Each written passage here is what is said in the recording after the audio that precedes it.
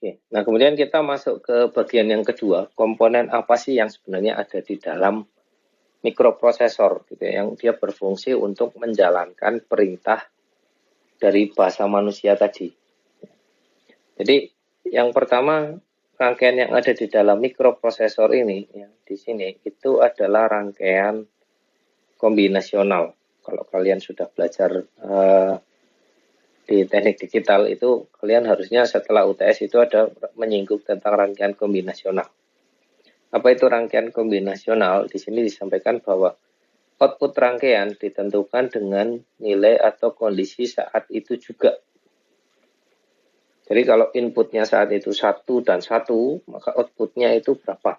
Misalkan seperti itu. 1 dan 0, maka outputnya itu apa? Saat itu juga. Gitu ya. Nah, biasanya untuk menyusun rangkaian kombinasional itu kita melihat dari cara kerjanya dulu. Maksudnya cara kerja itu misalkan saya punya 2 input. Inputnya kalau saya satu masukkan nilai 0, satunya lagi saya masukkan 1, maka dia akan outputnya menjadi apa? Itu kan. Kalau saya masukkan 1 dan 1, outputnya apa? Saya masukkan 0 dan 1, outputnya apa? Itu kita bicara dari cara kerja. Ya. Nah, kemudian dari situ kita bisa menuliskan ke dalam tabel kebenaran. Jadi misalkan setelah saya bisa mengidentifikasi kalau saya masukkan 1 dan 1, outputnya apa, 1 dan 0 outputnya apa. Kemudian kita coba terjemahkan itu ke dalam bahasa, ke dalam tabel kebenaran. 0 dan 0, 0 dan 1, 1 dan 0, 1 dan 1 ini nanti outputnya apa. Ya, nah dari sini kan kita bisa membuat persamaan logika. Ya kan. Entah itu pakai model SOP atau POS, kemudian bisa disederhanakan lagi menjadi menggunakan peta Carnot atau aljabar Boolean. Dari situ kita bisa menggambarkan rangkaian logikanya. Gitu ya. Jadi sebenarnya kalau rangkaian kombinasional sih cukup mudah. Selama kalian paham bagaimana membuat tabel kebenaran dan bagaimana konsep SOP dan POS atau persamaan logika ini. Ya. Nah, kemudian jenis-jenis yang termasuk dalam rangkaian kombinasional ini ada namanya multiplexer, ada yang namanya decoder, komparator, dan header. Yang akan banyak dipakai oleh mikroprosesor itu nanti adalah multiplexer dan header. Ya. Ini biasanya yang banyak dipakai di mikroprosesor dasarnya ya. Sedangkan decoder dan komparator mungkin tidak kita singgung dulu, nanti kita fokus ke multiplexer dan header plus nanti mungkin juga dengan gerbang logika. Ya, kita susun multiplexer, header dan gerbang logika itu bisa menjadi sebuah mikroprosesor. Ya, rangkaiannya seperti apa dan lain sebagainya nanti kita pelajari di pertemuan 5, 6, dan 7. Nah, kemudian jenis rangkaian yang lain itu ada namanya rangkaian sekuensial. Ya, biasanya rangkaian sekuensial ini dikaitkan dengan memori. Gitu ya. Kenapa dikaitkan dengan memori? Karena output rangkaian saat ini itu ditentukan oleh kondisi input saat ini dan kondisi output sebelumnya. Jadi kondisi output sebelumnya itu menentukan kondisi output saat ini. Nah, jenisnya ada 2, ada istilah counter, ada istilah register. Biasanya dia hanya berisi flip-flop. Ya. Jadi dasarnya memori itu adalah flip-flop. Gitu ya. Nah, ini contoh rangkaiannya. Ini contoh kalau nggak salah register. Kalau nggak salah. Ini register. Register berapa bit nih? Register 3 bit kayaknya. Ada 3 ya. 02, 01, 0. O2, O1, dan ON ini output ya. Ini berarti 3 bit nih. Ini 3 bit. Ya. Tapi kita lihat ini ada di sini ada flip flop CK, sorry, ini bukan flip flop, ini clock ya. Ada flip flop CK, ya. Flip flop itu ada flip flop CK, kemudian ada flip flop T, ada flip flop D, gitu ya. Ada SR. Ini punya fungsi sendiri-sendiri. Kalau saya mau bikin counter, saya mau bikin register, itu flip flopnya beda, gitu ya. Nah itu bedanya di mana ya mungkin kalian harusnya sudah pelajari itu di teknik digital, gitu ya. Oke, ini terkait dengan rangkaian yang ada di dalam mikroprosesor.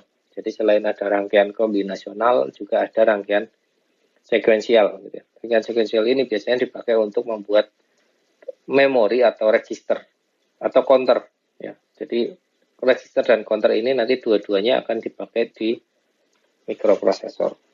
Ya. Nanti kita lihat gitu, untuk apa dia di mikroprosesor.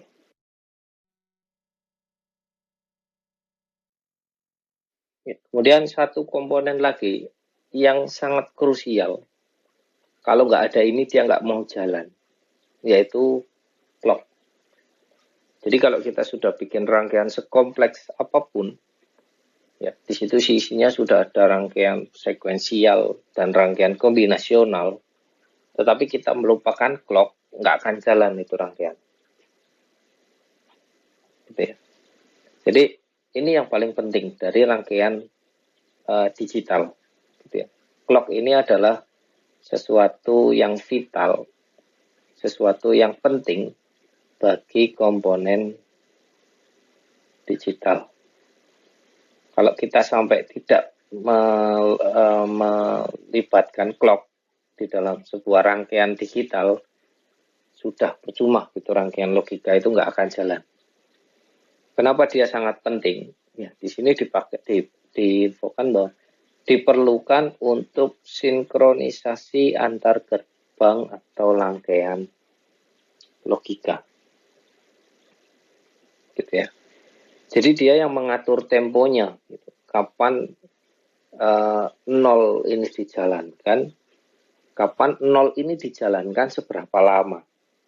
Gampangannya gini. Ya. Saya punya misalkan seperti ini ya. Ini kan yang umum mungkin kita biasa kalau kita lihat gelombang kotak kan kayak gini ya. Ya. Lebarnya ini itu yang menentukan siapa? Yang menentukan clock. Ini mau 1 detik, mau 1 milidetik, mau 1 mikrodetik, yang menentukan siapa? Clock. Nah, kita bicara di istilah periode ini ya. Kalau kita lihat gelombang kotak seperti ini, mungkin kita lihat bahwa oh ini 0, 1, ini 0, ini 1, ini 0, ini 1, ini 0, ini 1, ini 0. Sehingga ketika saya kodekan menjadi 1, 0, 1, 0, 1, 0, 1, 0, misalkan. Ya.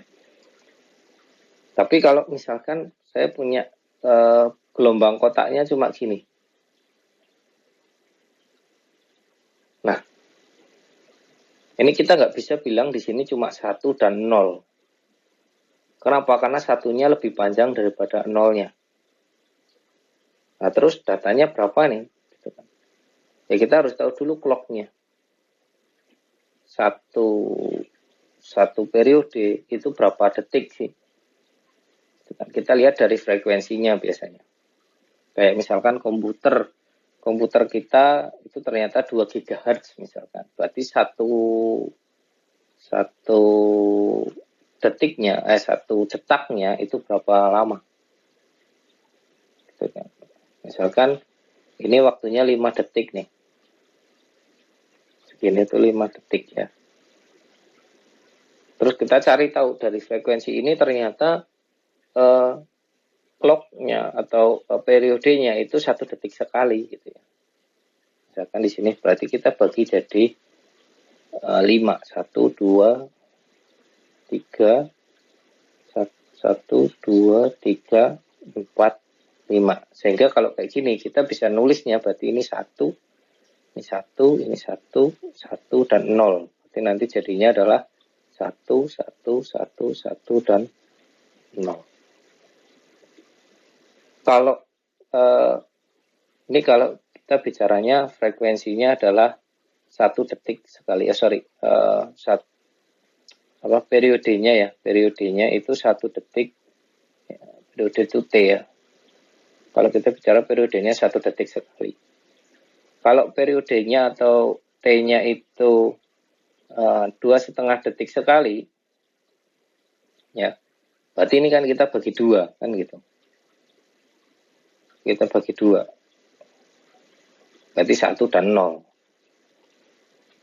Gitu ya, 1 dan 0 gitu ya. Jadi seterusnya. Kita lihat lihat T-nya. T itu dapat dari mana? Dari frekuensi. Ya, frekuensi sama dengan seperti atau T sama dengan seper F. Ya. Semua komponen digital itu pasti punya yang namanya clock. Laptop, komputer, HP, apalagi. Ketika kalian menyusun rangkaian logika pakai gerbang AND, gerbang OR, itu pasti kalian butuh yang namanya clock. Karena dia yang mengatur seberapa lama nilai 1, seberapa lama nilai 0-nya. Nah, kemudian di clock itu nanti kalian akan mengenal ada istilah falling edge dan rising edge. Apa yang dimaksud dengan falling edge? Edge itu tepi, falling itu jatuh. Jadi tepi jatuh. Maksudnya gini, saya punya clock. Yang disebut falling edge itu berarti tepi jatuh, tepi turun. Nih. Ini namanya falling edge. Ya, kemudian rising edge itu tepi naik.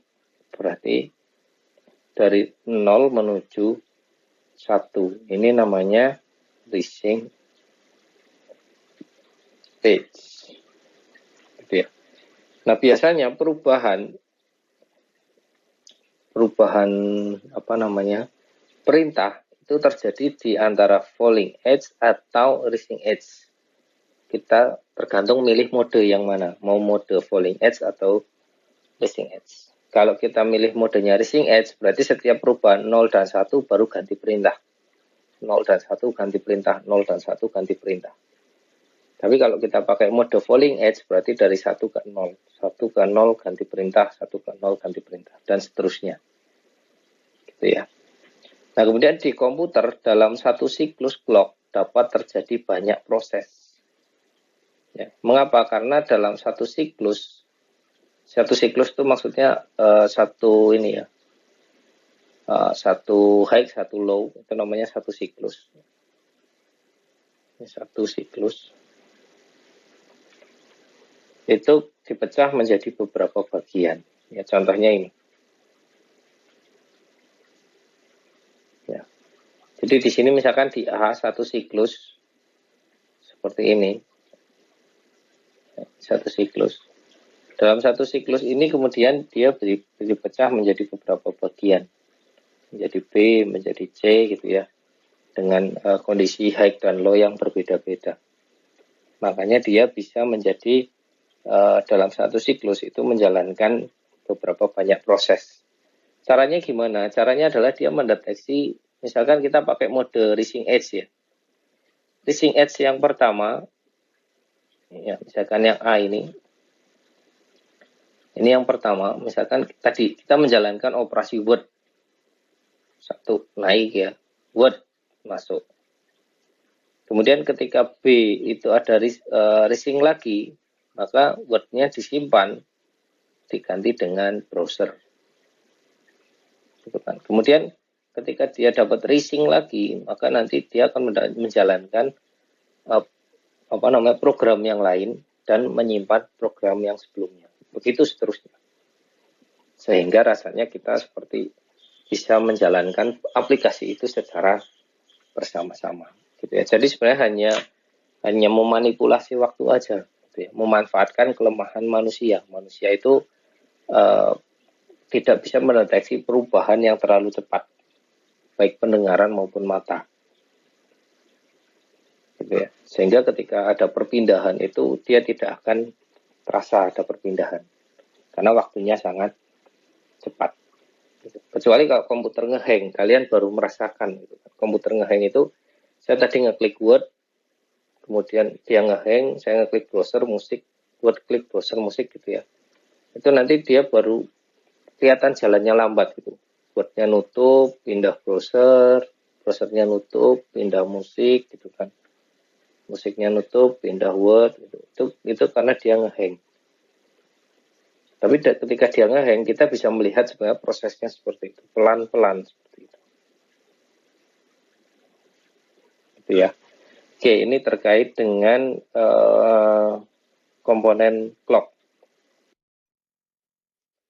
Oke, nah kemudian ini komponen, tapi ini sebenarnya bukan komponen penyusun mikroprosesor ya. Tapi lebih tepatnya ini adalah sebuah komponen yang bisa dipakai untuk simulasi mikroprosesor. Gitu ya. Kenapa? Karena di dalam FPGA ya, Field Programmable Gate Array, itu isinya adalah gerbang logika. Ya, namanya aja gate array gitu kan. Gate itu kan gerbang logika ya. Array itu kumpulan. Jadi isinya ini adalah kumpulan gerbang logika. Jadi ketika kita sudah punya persamaan logikanya mikroprosesor, kemudian kita coba masukkan ke dalam FPGA, maka kita bisa nih membuat FPGA ini menjadi sebuah mikroprosesor sederhana, gitu ya. Nah, untuk memprogramnya itu biasanya menggunakan HDL, Hardware Description Language. Itu ada dua jenis, VHDL dan Verilog. Nanti mungkin kalian akan pelajari lebih lanjut terkait FPGA ini di mata kuliah yang lain ya. Mungkin di perancangan sistem elektronik mungkin. Ya, di sini dia dipakai untuk merancang prototipe IC. Ya, kenapa tadi? Karena FPGA punya kumpulan gerbang logika. Jadi kita tinggal milih mau pakai gerbang logika yang mana, tuliskan aja persamaannya, menuliskan persamaannya dalam VHDL atau Verilog ini. Gitu ya. Jadi nanti semakin kompleks IC-nya, maka semakin besar memori yang dipakai. Nah, kemudian di dalam FPGA ini sendiri ada dua komponen utama, ada namanya load ya, atau lookup table. Kemudian ada programmable interconnect. Jadi ketika kita memasukkan persamaan logika menggunakan VHDL atau Verilog ini, dia akan disimpan di lookup table. Ya. Nah, kemudian ketika dia dijalankan, maka dia akan menjalankan programmable interconnect. Interconnect itu maksudnya sambungan gitu ya. Jadi koneksi antara gerbang dan gerbangnya itu nanti bisa diatur dengan programmable interconnect ini. Ya. Ini contoh sederhananya gini. Jadi saya masukkan program itu akan dimasukkan di sini ya. Kemudian dari program itu akan dikeluarkan oleh ke programmable interconnect. Jadi nanti di sini yang dia akan menentukan gerbang N akan dihubungkan dengan gerbang N dengan OR dan lain sebagainya.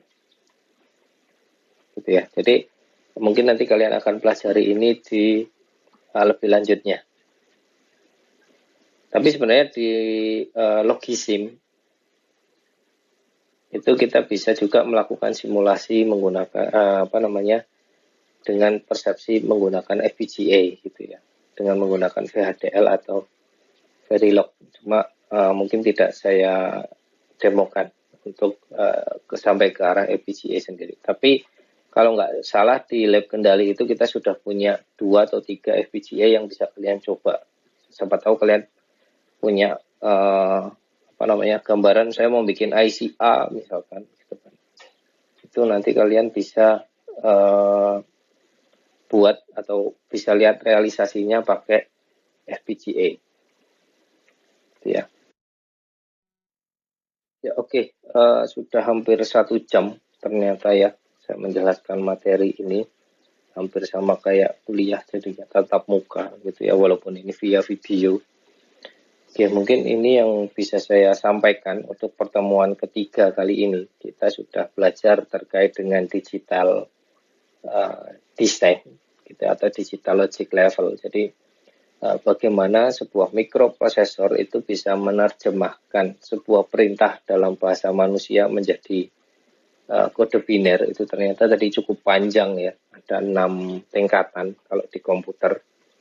Dan kemudian sebenarnya komponen apa saja yang menyusun mikroprosesor itu, ternyata ya isinya hanya persamaan logika yang sudah pernah kita pelajari di teknik digital. Ya, nanti kita lihat bagaimana implementasinya dari rangkaian-rangkaian logika tadi, rangkaian-rangkaian digital tadi, untuk menyusun mikroprosesor di pertemuan ke-5, 6, dan 7 gitu ya. Nanti kita akan simulasikan juga di Logisim bagaimana cara kerjanya. Walaupun mungkin kalau ALU saja mungkin belum kelihatan kekompleksitasnya. Belum kelihatan bahwa ini bukan kayak mikroprosesor sih gitu ya. Tapi nanti kalau sudah komplit sampai pertemuan 14 kita baru lihat, wah ternyata isinya mikroprosesor tuh kayak gini. Gitu ya. Jadi kita memang pelan-pelan menyusun mikroprosesor. Oke, mungkin itu yang bisa saya sampaikan ya. Harapannya materi ini bisa bermanfaat, bisa memberikan gambaran bagi kalian bagaimana teknologi atau bagaimana isi dari mikroprosesor kalau kita pandang dari komponen terkecilnya atau dari rangkaian logikanya. Oke, terima kasih. Saya cukupkan. Salam.